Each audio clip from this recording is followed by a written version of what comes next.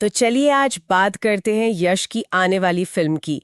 नाम है toxic, a fairy tale for grown ups. कुछ जानकारी हाथ लगी है। हाँ, और केजीएफ के बाद ये नाम और टैगलाइन मतलब काफी उत्सुकता जगा रहे हैं।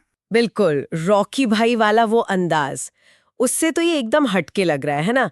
टैगलाइन ही देखिए, एक परियों की कहानी जो बच्चों के लिए नहीं है। सही। और जो जानकारी मिली है उससे साफ है कि ये वो टिपिकल एक्शन फिल्म नहीं है।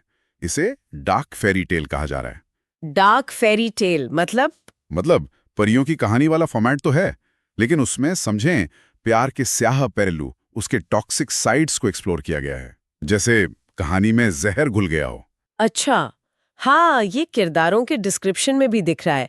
कुछ लाइनें हैं जैसे, एक था राजा जिसके पास था सिर्फ अंधेरा और इंतकाम। और फिर एक थी रानी जो थी नूर की देवी पर दर्द की गुलाम। ये तो सीधे सीधे इशारा कर रहा है कि कहानी में प्यार, बदला, अंधेरा ये सब है। हाँ बिल्कुल। ऐसा लगता है कि यश का किरदार, जिसे दुनिया रॉकी के तौर पर जानती थी, वो अब अंदर से शायद टूटा हुआ है। जिसके आसपास नफरत है, सजा है, पर दिल में कोई कहानी है। एक डार्क लेजेंड जैसी लव स्टोरी, जैसा कि जानकारी में कहा गया है। और ये ग्रोन अप्स के लिए फेरी टेल क्यों? ये बात मुझे दिलचस्प लगी। हाँ, क्योंकि इसमें वो मासूमियत, वो क्यूट गाने या नाचते जानवर नहीं होंगे। फोकस पूरी तरह से, एक तरह से कहें तो डार्क लव पर है। डार्क लव और दर्द भरे त्याग। और ये सवाल कि अगर इंसान खुद ही टॉक्सिक हो जाए तो प्यार का क्या होता है। ओहो, ये तो काफी गहरा मुद्दा उठा रही है फिल्म। हाँ बिल्कुल।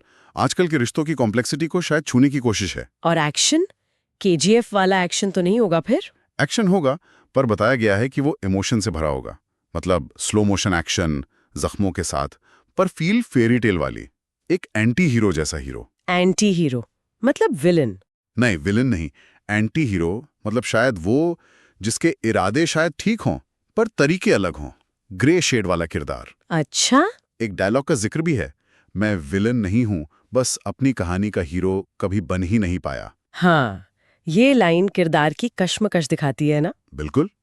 और एक और लाइन है, ये कहानी शुरू होती है एक दी एंड से। ये क्या बात हुई? ये नैरेटिव स्ट्रक्चर है। मतलब कहानी शायद क्लाइमैक्स या अंत के बाद से शुरू हो।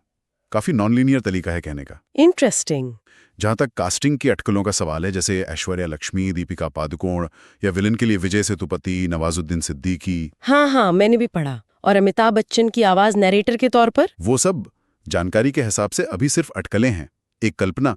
असल जोर कहानी के डार्क थीम पर ही है। तो मतलब कुल मिलाकर ये समझ आ रहा है कि टॉक्सिक सिर्फ एक फिल्म नहीं है, ये शायद एक आईना दिखाने की कोशिश है। हाँ, एक आईना जिसमें इंसान अपने अंदर के अंधेरों से, अपनी कॉम्प्लेक्सिटीज से मिलता है। और ये जो सोच है कि प्यार का अंत हमेशा हैप्पीली एवर आफ्टर होता है, उसको ये चैलेंज करती है। शायद ये हर्टफुली एवर आफ्टर भी हो सकता है। वाह, ये तो सोचने वाली बात है। बिल्कुल। और ये कुछ सवाल भी छोड़ जाती है, जैसा कि स्रोत में पूछा गया है। जैसे, क्या यश का ये नया, ज्यादा कॉम्प्लेक्स अंदाज दर्शकों को रॉकी से ज्यादा पसंद आएगा? हाँ, ये बड़ा सवाल है। और क्या दर्शक एक ऐसी डार्क फेरी टेल में डूबने को तैयार है जहां आसान जवाब ना मिले? और सबसे बड़ा सवाल, क्या हम सबके अंदर भी कहीं ना कहीं थोड़ा बहुत टॉक्सिक होता है? ये वो सवाल हैं जो शायद फिल्म देखने के बाद भी हमारे साथ रहें, सोचने पर मजबूर करें।